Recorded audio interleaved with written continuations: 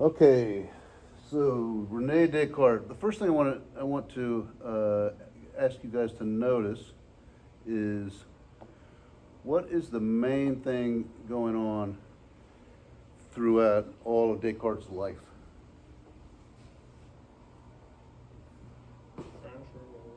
We got the dates here, right? Here, this is a hint. This big thing goes for 30 years. Oh, 30 years. The 30 Years' War, right? Like, I knew it was violent in some way. it's like It's weird, right? it's like 1618 to 1648, isn't that right? So there's like 24 years out of his 54 that are where there's no 30 Years' War going on, right? And not only that, but Descartes, there's some evidence that Descartes witnessed a murder when he was young, murder of the French king, or at least not the king, but a French noble. And so if you think about that, in the wars that were in France as well, right? You can understand his search for some certainty, right? It's just really sort of quite chaotic during warfare, and so I think it's pretty understandable that that Descartes is really searching for some kind of certainty, and that is an impression that I got from this book. Which, if you haven't read this book, I want to. It's called Cosmopolis. I'd like to recommend it. Like maybe over fall break or something like that. You got a little bit of time. You're not doing anything. Just sit down and read this. Yeah. Cosmopolis: The Hidden Agenda of Modernity. Stephen Toulmin.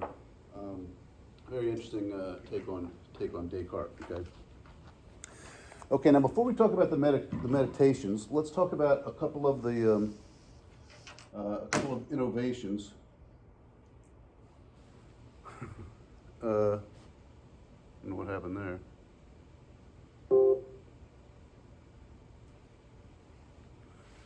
Something is going on here.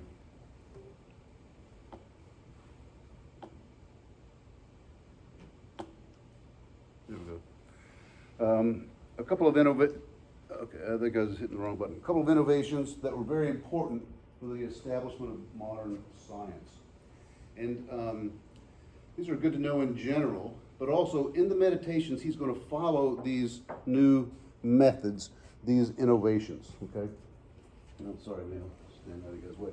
Oh, by the way, so I already put the PowerPoint on the Brightspace site. If it's helpful for you to have it on your computer while we're talking today, then feel free to just go ahead and download it. But it's up to you. They're good to know in general, and in the meditation, he's going to follow these innovations. And if you want to read some more, you can find these in the Discourse on the Method, and then the Rules for the Direction of the Mind and the Discovery of Truth. It's unfinished and it wasn't published in Descartes, but it is published in this volume. I don't think that's the volume that you got that I ordered for you guys, because I think the one I ordered is cheaper, right? So, but anyway, it's in there. Now, to explain his own method, he's going to have to attack Aristotle, right? So that's what he does. He attacks Aristotle. And Aristotle's was the standard theory, right, of science until Descartes. I do have to ask, whenever we have that, is that you or your daughter? That's me. That's you putting that in? Okay, I just wanted to me. make sure I was giving credit where credit was due. Yeah, Thank you very much. Yeah, no, she's off, Well, she could still playing email me around in college or suggestions. whatever you do in college. I can't remember. Yeah. Okay, and so he's going to attack Aristotle, right? And so how's he going to do it? Well, there's two lines of attack that he uses, right? First, Descartes insists on the unity of the sciences, right? The unity of the sciences. And second, he says, in order to have a real science, you have to have knowledge that is certain, right? That is free from doubt. Free from doubt. And how do you get that? You eliminate matter, right? Because matter is contingent and changeable. So Descartes distinguishes science from the arts. He says in the arts, you're educated by becoming accustomed to something, okay? And you can consider painting, an art, or you can consider playing basketball an art, right? You develop a propensity, a habit, okay? To become a violinist, what happens is you are transformed by your training, right? You're transformed by your training, by your practice. And the arts are transformed to you by the way that you practice them. So you develop a disposition, a habit, and he says proficiency in one art can hinder you in practicing another. If any of you guys have played golf, anybody play golf? Play some golf? We're gonna have to play sometime. I live 15 minutes away from Pinehurst in North Carolina. Oh my gosh. You can make it. That is a very hard course, by the way. Oh my God. Actually, there's 7 of those courses. The number 2 and number 7 are extremely difficult. Even back when I used to be better. I don't say good, but I was better than I am now, that's for sure. Anyway, you know that like if you're good at playing baseball and you learn that before you learn to play golf, baseball swing can really screw up your golf swing, right? It's a completely different swing. I played golf the other day, and there was one of the people in front of me. The way the dude swung, you just know that he was a baseball player. Okay. Now Aristotle says that all knowledge has 2 stages, right? Act or actuality, and the word he uses is energeia, right, which is where we get the word energy, and then potentiality. Okay, potentiality. Or dunamis is Aristotle's word, right? You guys even know that from New Testament Greek. Now, this is not nothing. Potentiality is not nothing.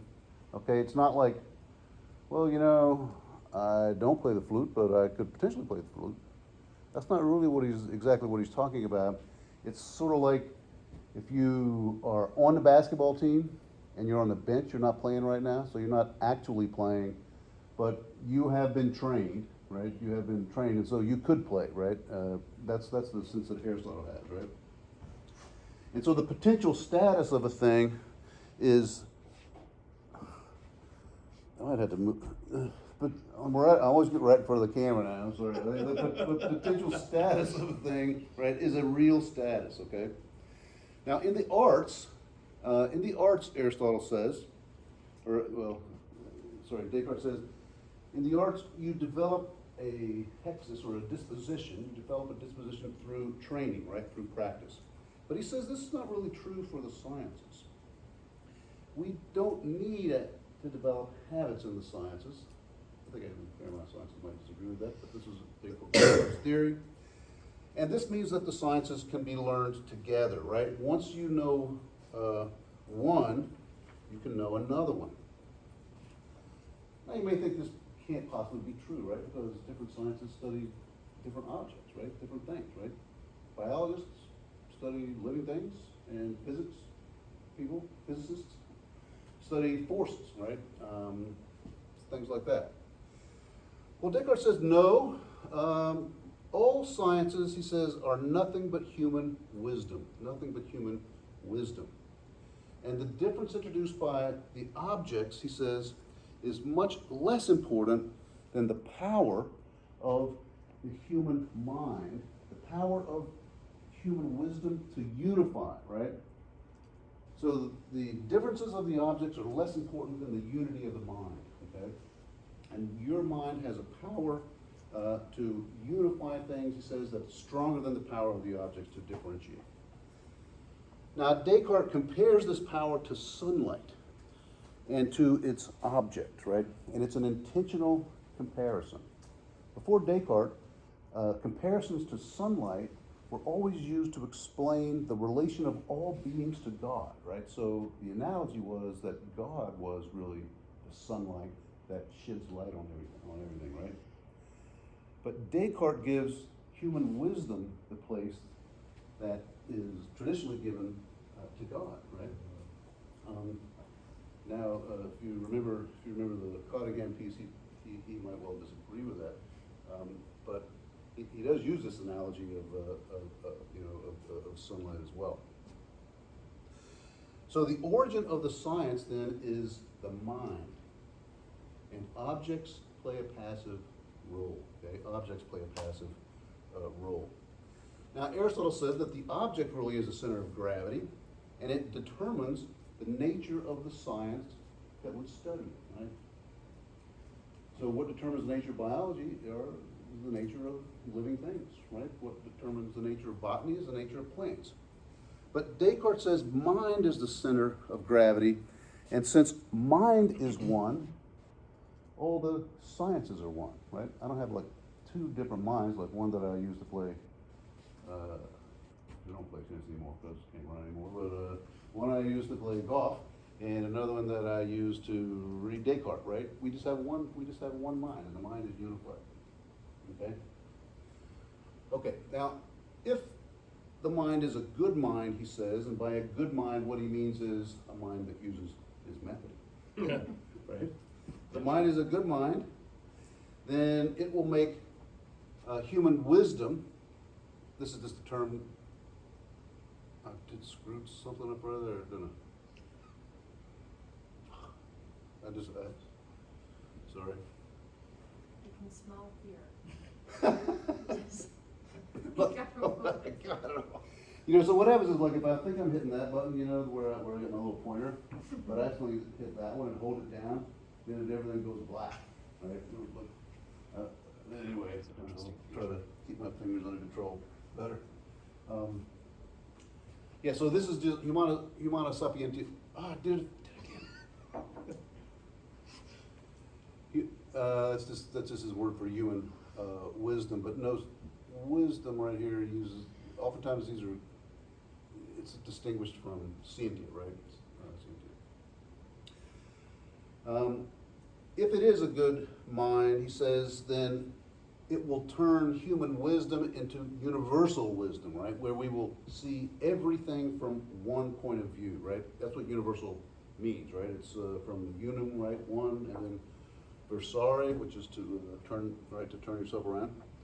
So the point of view from which the unum, the same thing, turns itself around and sees everything, but from one point of view, right? From one point of view.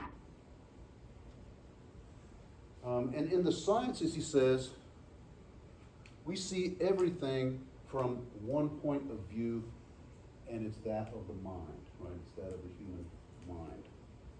We want to know things not for the sake of things themselves, but for the sake of wisdom, for the growth of the human mind. The very notion of progress in science is a modern notion, right? It has no meaning if the sciences are differentiated by their objects, okay? But only if the goal is the human mind. So the goal of research is the improvement of research itself, right? The goal of research is the improvement of research itself. Okay, now Descartes' first innovation then is the unity of the sciences, right? The second is that we should attend only to those things about which we can have certain knowledge, right? Certain knowledge. Descartes is seeking certainty. And one reason why I like to read Descartes in this class is because he comes under a great deal of criticism for this for equating knowledge with certainty, right? And modern theologians will criticize it for this. Knowledge about matter, which is always changing, can only be probable, and Descartes calls that a quasi-science. Now, Aristotle would agree. He says science, strictly speaking, can only concern mathematics, the heavenly bodies, and stars, right? Aristotle says that. But then, what Aristotle takes that to imply, Aristotle says everything under the moon, right, is only probable knowledge, right? And that's physics, right? Top physics, that's in the physics. But Aristotle says, so we have to soften our approach and to allow probable knowledge to count as knowledge as well, okay? But Descartes says, no, what we gotta do is to take arithmetic and geometry and make the other sciences as certain as they are, right? Okay. So, okay, sorry, I was supposed to do that then. Right, so we take the other sciences and make them as certain as they are, okay? Now, Descartes says there's only two ways of arriving at knowledge, that is, of certain knowledge. That is deduction and intuition, right? Deduction and intuition. Everybody know what deduction is? What it is to deduce one thing from another? Right? You have a set of premises, and then if you deduce a conclusion from the premises, the conclusion follows necessarily from the premises. So if the premises are true, then the conclusion will be necessarily true, right? In deduction, okay? So he says that there's two ways of arriving at knowledge, deduction and intuition. And he said the main problem is not with deduction, but it's with intuition. Now, he's using intuition in a way that's a little different from the way we typically use it now.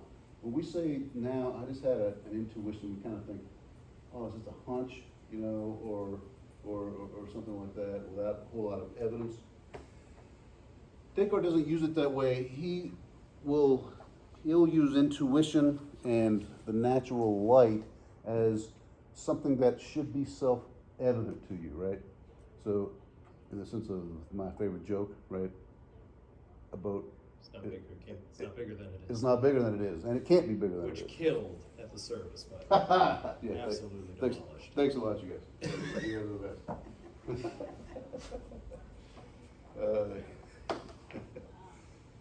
Yeah, right. So that's what he means by intuition, you know, or like there's no such thing as a square circle, or all bachelors are married or unmarried.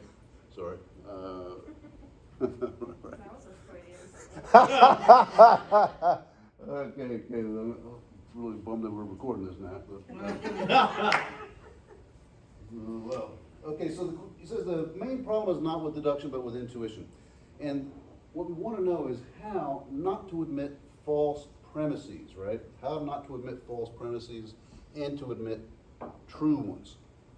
And to do this, he says, we have to take arithmetic and geometry as our models.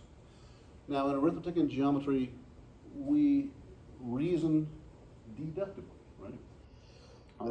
We don't do induction with arithmetic and geometry. If we want to know what a right triangle is, we simply have a definition, right? It's a triangle that has a right angle in it. We don't go around gathering up a whole bunch of right triangles and say, well, you know, we've got 150 right triangles now, and they all have a right angle, so maybe that's what a right triangle is, right? That's not how things work in such geometry, right? So we take those as our model. And how does mathematics yield certain knowledge? Well, he says, first of all, their objects are immaterial, right? They're abstract objects, right? Numbers, geometric shapes, these are all abstract. It ignores the matter corresponded to species, basically. He says specialis materia. It deals only with abstractions, and there's two things in specific that it abstracts, and these are order and measure, right? Order and measure. So the secret to Descartes' method is be concerned only with those things in which order and measure can be seen. So if we can construct order and measure, we have a science, right? We have a science. I don't know why that went out of style so quickly, but You should bring back. is that what that is? Gab? Dabbing. Dabbing, right, dabbing, yeah. All the sixth graders I know are still doing it. They're still doing it, is that right? My son is. When my kids were younger, they kept trying to get me to do that in class, and you know, yeah, I thought that don't, because you know I taught at college for a long time. Don't tell me I'm going to do it. Just all of a sudden, I just couldn't really bring myself to do it, but, I can tell you've done that once or twice. yeah, well, they used to. Prepping for this moment. Just rehearsing. It looked like wasn't there like a swearing in maybe when Paul Ryan became the Speaker of the House? Right, his kids did it, right? One of the kids that, I can't remember who, I don't know, it was during Paul Ryan's time, but I don't know if it was his son, but there was someone's kid, like during the swearing in is walking away. Right. And you know that had to be like on a dare or a bet from one of his. Oh, you know that You kid know. got yelled at on the ride home too. Well, if his parents noticed. Okay, so that's what, if we can construct an order or a measure, then we will have a science. Okay. Now, the first attribute of material things is that they are extended in space, right? They're extended in space. By the way, did you guys all get my email about simple measures? Everybody got, okay, good. Let's check it out. And you can use extension as a model to introduce measure into that which is not extended, right? So sound, for example, right? Sound. We hear sound. Now Descartes, doesn't really know about sound waves, even though he did do a lot of science stuff and wrote on optics and a bunch of other stuff. Doesn't really know about sound waves, but he's going to say, we can impose an order or a way of measuring something, right, by using extension as a model, right? And he says there's only one way to describe differences scientifically, and that is to introduce measure, right? To introduce measure. Now, both Descartes and Kant privilege space, right? They privilege space. Why is that? Well, he says it's because it's the easiest thing to imagine. Spatial representations help us to imagine what we are thinking about. So if you think about differences in loudness, like I think if I'm speaking softer right now than I am speaking now, right? There's some kind of differences in the sound waves, right? They're either closer together or farther apart, or they're bigger or smaller or something like that. Yeah. Right? And then you can measure those, right? But you can sort of visualize that as a way of describing the differences in the loudness of a particular sound, right? And he says you have to see in order to understand, right? Now, most of what we measure in lots of modern sciences now are things that are not extended, right? So like speed. I mean, speed is not extended anywhere, right? We've got objects that are going at a particular speed, but the speed itself is not extended. Time, right? Time is not extended. Gross national product, right? We talk about the gross domestic product now. Inflation, right, et cetera. None of these things are extended in time, but we still measure them, right? We still measure them. So the Cartesian reduction is to make an analogical transference from what is not extended to what is extended, right? To make something appear in extension, right? Extension, you guys know, that word is familiar, right? It's just like, it takes up space, right? It just takes up space. That's what that word is. Okay, now, order. Excuse me. Every science must be ordered, right? Well, what kind of order? What kind of order are we talking about? Well, he says there are two kinds, right? Two kinds. One exists in the thing itself, right? So that's an order in the order of being, right? You might think of it as a natural order, okay? And then two is, the word he uses is subtiliter ex cogitatis, and you can sort of see in that, oh gosh, almost did it again. Sorry. You can sort of see in this phrase here that you're sort of thinking out of something, right? You're sort of thinking an order out of the things to serve as a model, right? That is, you impose the order for your own purpose. You build out an unnatural order, right? And this unnatural order will serve as a model that will guide you as you pursue science. And it's the second kind that is most important, right? The science or the order that is in the order of knowledge. Now, Descartes wants to start with the easiest thing, right? The easiest thing that we can know should come first when you're proceeding with a science. So we don't start with God, Descartes says. We don't start even with the ego, the I, right? In Latin, ego is just I, right? At least, yeah, I'm still in Latin, definitely agree. Great. We don't even start with the ego or the ego. Descartes says we start with doubt, right? Start with doubt. Because it presupposes nothing, right? Doubt presupposes nothing.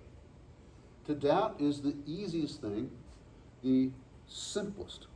So he's going to start with the simplest things and then establish a relation between these simplest things and other things, right? Establish a relation between these things that are the simplest and other things. And this relation is an order, right? That's the order that you have. And if there's no established order yet, then your job is to impose one, right? To impose one on the thing that you're studying.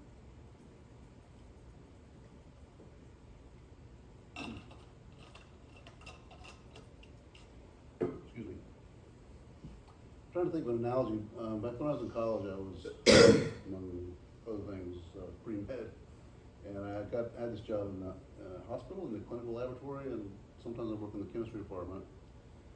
And in order to find out how much of some particular substance that you have in your blood, you know, I mean, you can talk about your electrolytes, right? Sodium, potassium, et cetera, whatever it is you're trying to study, creatinine or et cetera. Well, first of all, you gotta spin the blood down and take out the red cells and stuff. But then you take the serum and you mix it with a reagent that will turn it a certain color. You know that this reagent will react with the chemical and make it turn a particular color. And then you can run it through a spectrophotometer, or I can't remember now if it's a spectrophotometer or a photospectrometer. Photospectrometer, yeah, thanks, Adam. It's been a long time. We got my mom one for her birthday. Oh, yes. Like 4 or 5 years ago. Well, so you run it through there, and that measures the density of the color, right? And so what you're doing there is you're imposing an order onto something that does not have that order to begin with, right? By using a reagent, okay? So this relationship, this order is not going to be a natural one, but it's because it's an order according to knowledge, okay? It's an order according to knowledge. So Descartes' universal science, which he calls my thesis universalis, universal science involves two operations, right? First, you're going to measure what is not extended into space, okay? You're going to have to use a model to kind of extend it into space. And you're going to put in order things that are not in order. Doesn't make any difference whether they are ordered or extended in themselves. At the end of the operation, they will be, right? At the end of the operation, they will be, okay? So that's Descartes' method. And what is genuinely new in Descartes is to make an abstraction that could reduce unextended things to the dimension that can be measured, right? To the dimension that can be measured. That's a genuinely new discovery in Descartes. So Descartes' physics starts with the exclusion of all things that cannot be reduced to space, all right? And if you can't reduce it to space and to a spatial measurement, then he will relegate that to poetry. Not that there's anything wrong with poetry. Yeah, ask. So anything that cannot be reduced to like a spatial, like what would be an example of that? Like Example, well, speed, right? Speed itself, okay? You've got to somehow impose some kind of order on speed in order to be able to measure it, right? Okay. So, you can just do it by measuring somebody running, you know, or like, okay, you got a 40-yard dash. Can you do a 40-yard dash in 4.4 seconds? At this point, I doubt I can do a 40-yard dash in about 15 seconds, but really, kind of doubt that, but, right? You have a measurement, and then you can reduce that to a speedometer, on your car, you've got something that's extended in space right here, right, with your speedometer face, and then you got the little line thing that goes around, or sometimes it goes like that, right? So you're extending an unextended concept, you're extending the concept of speed into or you're imposing some kind of extended order on it, or an order on it that puts it into space. Does that make sense? So like, it's like a watch, like, Mm-hmm. I'm taking time and I'm putting it into this watch, and Yes. it's a little gem that's Yes. moving at that, so that would be something that's excluded. Yeah, that's right, that's extended and Extended. yes, that's Extended. Okay. exactly right, right? Okay. So there's a clock right there, the, whatever's inside that clock, you know, there's, I don't know, cogs and wheels or whatever, or it might just be electronic or something now, but it moves the hands at a particular way, and then we can measure how fast it is that you do things, and we can measure the time of day, right? Yeah. Okay, yeah, good question. Okay, now when Descartes talks about, I think I did that all right, right. So when Descartes talks about simplicity, as in, for example, the simple natures, all right, he means simplicity according to knowledge, right? Not the simplicity of a thing in itself, but the simplicity according to knowledge. And he's interested in the easiest way of thinking, right? The simplest way of thinking. And he says that there are, well, he didn't say this, but there are 3 significant tables of categories in the history of philosophy. We talked a little bit about Kant's table of categories, right? Categories of the understanding, and we'll talk more about it in a couple of weeks. But there's 3 different tables. Aristotle's categories are divided by being, right? By types of being. Sorry about that.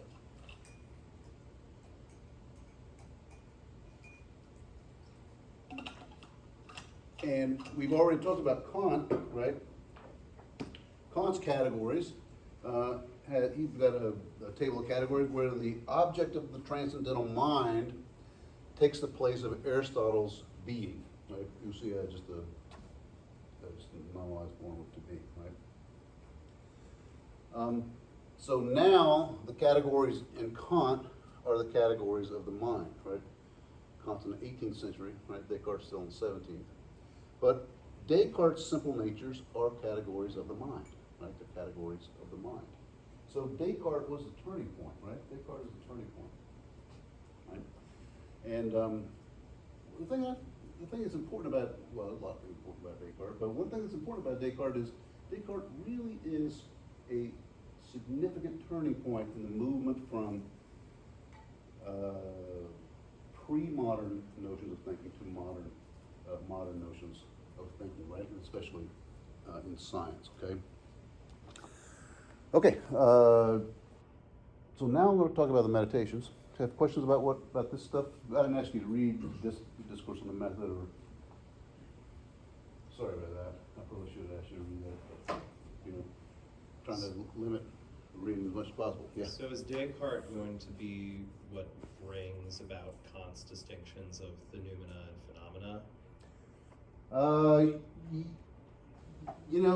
Yes. I think yes, but it's not only Descartes; it's also Kant, right?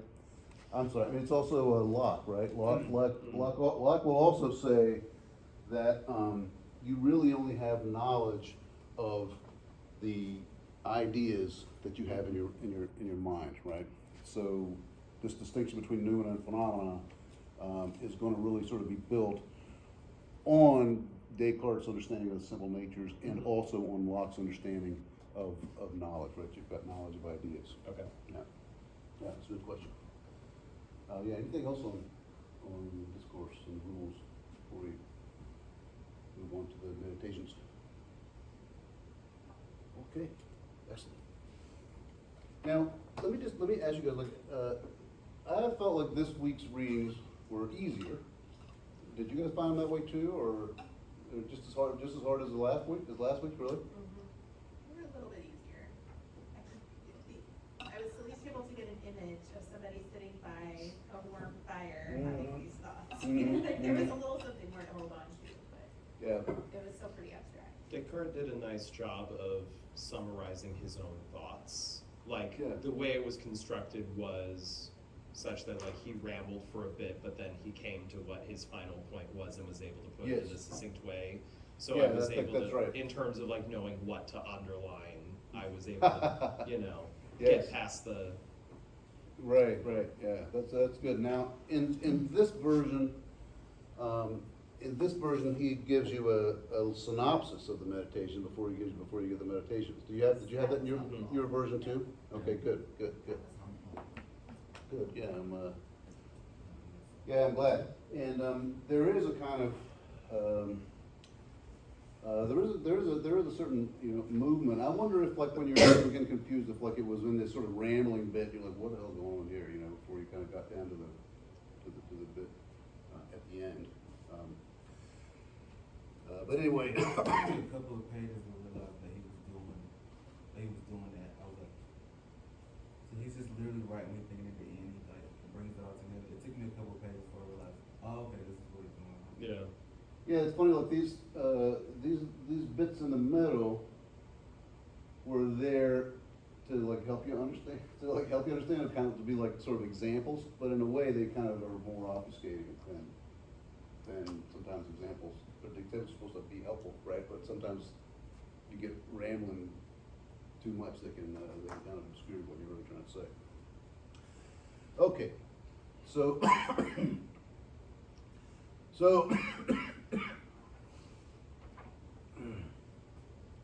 so I want to let you guys know I have tested negative now, but this seems to be just carrying on. It stays with you a couple of Carrying years. on for a while. Okay, so Descartes. Do you want gum? Gum? Do you think gum would help? I don't think coffee would help, but I'll get some. Well, we almost at a break. We're going to break at 10 till. Yeah. I'll try to keep one until Well, no, 10. because I also have gum, that's why I asked. Oh, you guys got I don't know gum? if that would help. What do you think? Do you think it helps? I mean, it makes like your saliva like, I mean, I just don't know. I'm just not a gum chewer. I don't we'll figure it out at the break. Okay, Doesn't thanks. have to- That's true. It does I give don't you. know. Does give. I don't, there are lots of things I don't do. But it's not like I got a dry throat. It's just kind Oh, of it's like- coming from the chest. Like it's just If you this. swallow. Ah. I don't know these things. So Descartes is going to start with doubt, right? Because it presupposes nothing. It's a simple nature. It is the simplest of the simple natures.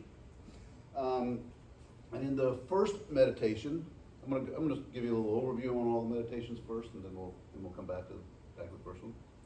In the first meditation, he wants to see if he can call into doubt. Oh, I don't know why I'm constantly doing that. Sense data, and then also doubts about mathematics, right? It's going to try to call those things into doubt. In the second meditation, he's going to see if he can doubt the existence of himself, right? The ego. And if he can call into doubt, he's going to, he will just tell you, he will come to the conclusion in the second meditation that the one thing that you can't doubt is, God, what is it? Is the I, right? He can't doubt that he exists, because even if he's doubting, he still exists in order to doubt, right? And furthermore, he will say that it's certain that what his nature is, he is a res cogitans, right? A res cogitans. That is, he's a thinking thing, right? A thing that thinks. By the way, there's a little Latin phrase that lots of people think that Descartes made up. But do anybody know this little phrase? I think therefore I am. I think before I am, yeah. What is it in Latin? Something ego sum. Yes, Or cogito ergo sum. ergo sorry. sum. Yeah, that's Yeah. right. Cogito ergo sum. Descartes never said that. He never said it. It is a pretty good summation of Descartes, Descartes' thought, right, in the Meditations. But he didn't say that exact. Didn't say the exact phrase, right? I remember. Billie Eilish. What's that? It's also the Billie Eilish song. It's a Billie Eilish song. But I didn't say that. Every You time. just now telling me this like you could have had that played in the background, you know.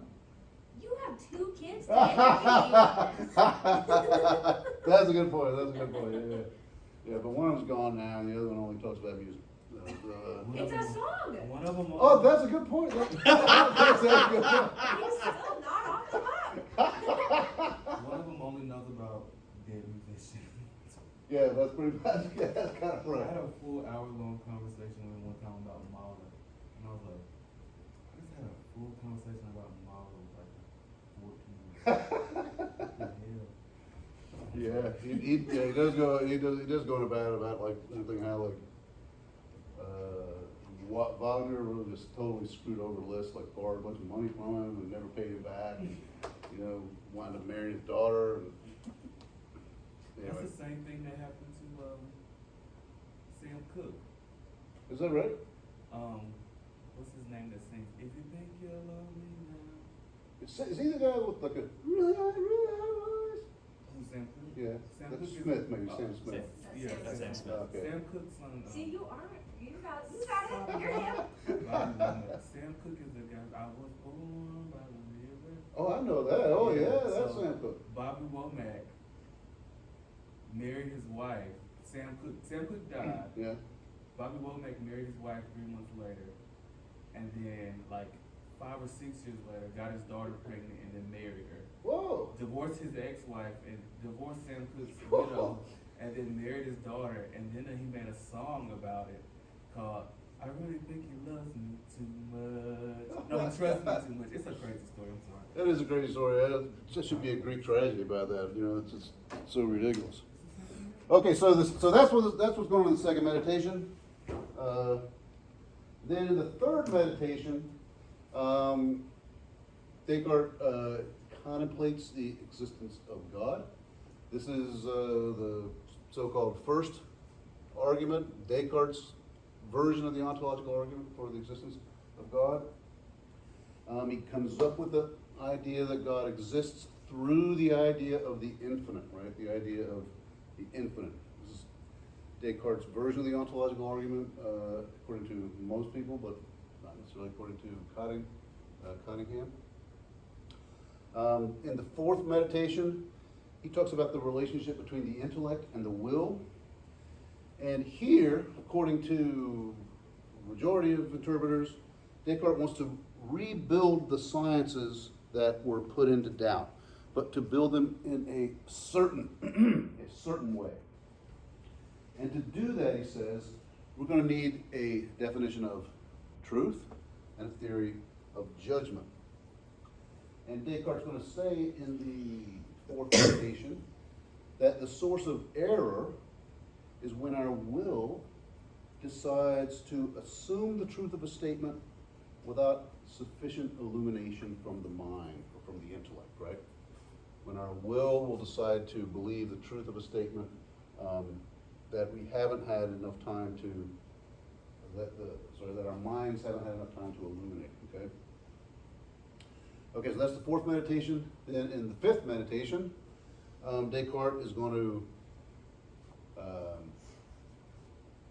rebuild the mathematical sciences, or to try to place them on a foundation of certainty. And then the sixth meditation will move from the mathematical sciences to the physical sciences. Okay.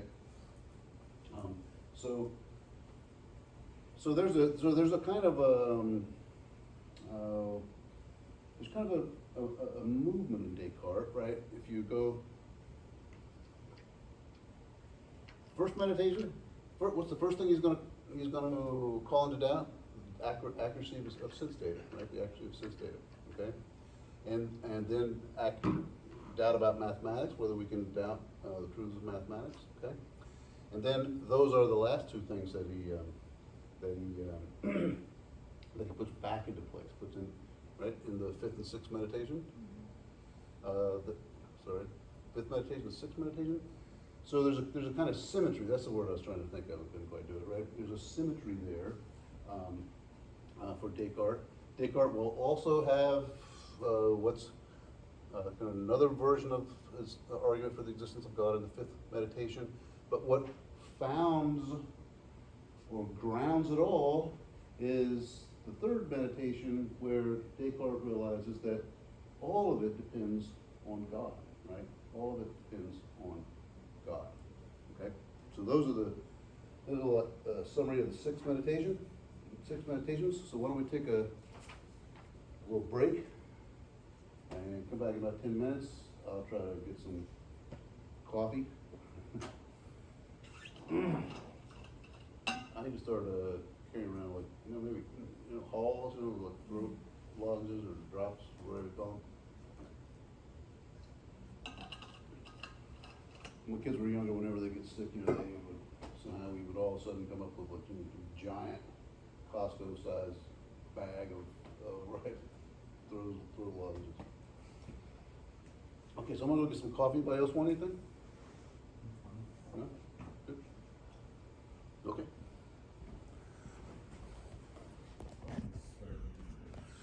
Okay, Laura, I'm gonna pause here for a minute, okay?